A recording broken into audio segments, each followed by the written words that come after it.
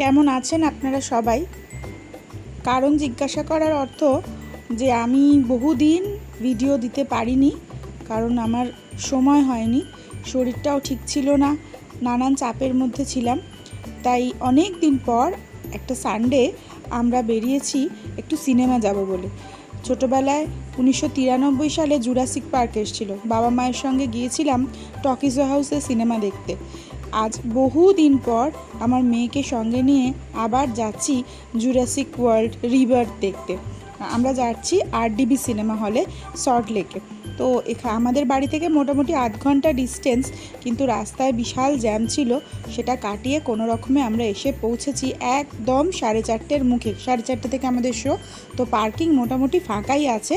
আমরা গাড়িটা পার্ক করে ওপরে উঠে যাচ্ছি। ওপরে আমাদের বন্ধু অপেক্ষা করছে, ও টিকিট কেটে রেখেছে, সেটা একটা নিশ্চিন্ত যে আমরা গিয়েই সিনেমা হলে ঢুকে যেতে পারবো। তো গাড়ি পার্কিংয়ের একটা সুটেবল জায়গাও পাওয়া গেছে, তো সন্তু গাড়িটা পার্ক করে নিচ্ছে। এরপর আমরা যাচ্ছি ওপরে, একদম টপ ফ্লোরে সিনেমা হল। RDBতে আগেও অনেকবার সিনেমা দেখতে এসেছি, এই হলটা আমার ভীষণ পছন্দের একটা হল। মোটামুটি ভিড় আছে, এবং যেহেতু বাচ্চাদের একটা আকর্ষণ জুরাসিক পার্ক, তাই ভিড়টা আরও দ্বিগুণ। হাউসফুল বলেই তো আমার মনে হচ্ছে, ভেতরে গিয়ে বুঝতে পারবো।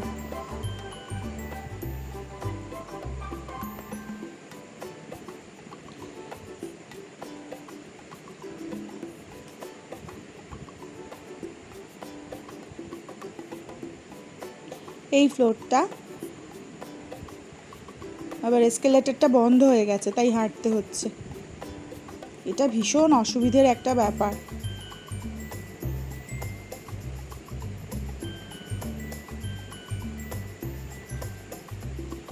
তো আমরা চলে এসেছি, বিশাল লাইন, পিছনে দাঁড়িয়ে আছি ঢুকবো বলে, আর আমাদের বন্ধুরা ভেতরেই আছে, অপেক্ষা করছে। তো এখানে একটা মজার ব্যাপার হয়েছে, আমি ভাবছি কী ব্যাপার, এখানে ওরা চলে যাচ্ছে পপকর্ন কাউন্টারে, টিকিটের সঙ্গে কি পপকর্ন ফ্রি নাকি? তারপরে দেখছি না, ওখান থেকে 3D চশমা দিচ্ছে। তো 3D শো, সেই জন্য চশমাগুলো কালেক্ট করতে গেছে সন্তু আর গুট্টু।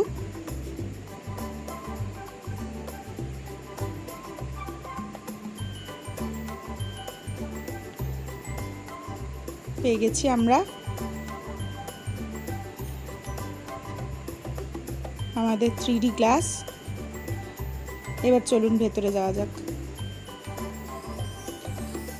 এই যে রেডি আমরা 3D চশমা পরে। ছোটোবেলায় আমার খুব ভালো মনে আছে, তখন আমি ক্লাস 4-এ পড়ি, তখন জুরাসিক পার্ক প্রথম এসেছিলো। আমি সিনেমাটা দেখতে গিয়ে এতটাই ভয় পেয়েছিলাম, আমার মা বলেছে যে এই সিনেমাটা দেখে নাকি আমার জ্বর এসে গিয়েছিল। তো বহুদিন পর আবার নতুন করে জুরাসিক পার্ক দেখতে আসার অভিজ্ঞতা। সিনেমার ভেতরে মোবাইলে ছবি তোলাটা আমি মোটেই পছন্দ করি না, তবুও সকলেই ভেতরটা একটু দেখছি। অন্ধকার, ইন্টারভেল কমপ্লিট, আমাদের সিনেমাও কমপ্লিট। ভেতরটা আমি বেশি দেখাইনি ইচ্ছা করে। এবার আমাদের একটু খাওয়া দাওয়ার পালা। RDBর বাইরেটা বেরিয়ে ভীষণ ভালো লাগে সন্ধেবেলা, এত আলো জ্বলে, তার মধ্যে সানডে তো প্রচুর লোকজন থাকে, খুব ভালো, এখানকার ভাইবসটা ভীষণ ভালো লাগে। তো এখান থেকে আমরা যাবো একটু কিছু খেতে। আশেপাশে অনেক রেস্টুরেন্ট আছে, কিন্তু না, আজকে আমরা রেস্টুরেন্টে খাবো না, কারণ আজকে ডিনার আমরা বাইরে করছি না, একটু অপেক্ষা করব। আমার বন্ধুর অফিস খুব কাছে, তাই এই চত্বরের ভালো ভালো খাবারের দোকানগুলো ও জানে।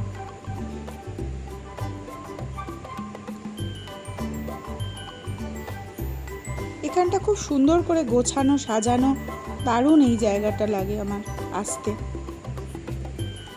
আমরা চলে এসেছি জব্বার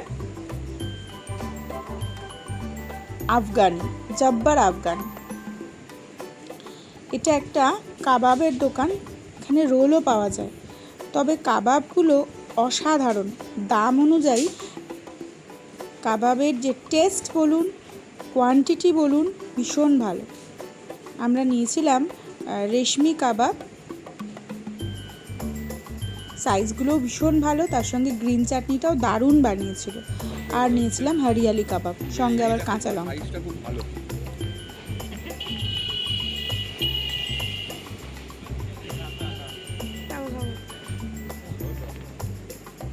কাবাব কমপ্লিট করে গেলাম ভেলপুরি খেতে। এটা নাকি এখানকার খুব বিখ্যাত একটা ভেলপুরির দোকান, দারুণ বানায়। তো আমি বহু দিন পর, প্রায় 2 বছর পরে এই ভেলপুরি খাচ্ছি। রবিবার সারা সপ্তাহের যে ধকলটা যায়, একটু বন্ধুবান্ধবদের সাথে আড্ডা গল্প এগুলোর মধ্যে দিয়ে একটু অক্সিজেন পাওয়া যায়। তারই চেষ্টা করি প্রতি রবিবার কোথাও না কোথাও বেরোতে। বাকি দিন তো সারাদিন জার্নি করেই কেটে যায়। দারুণ খেতে।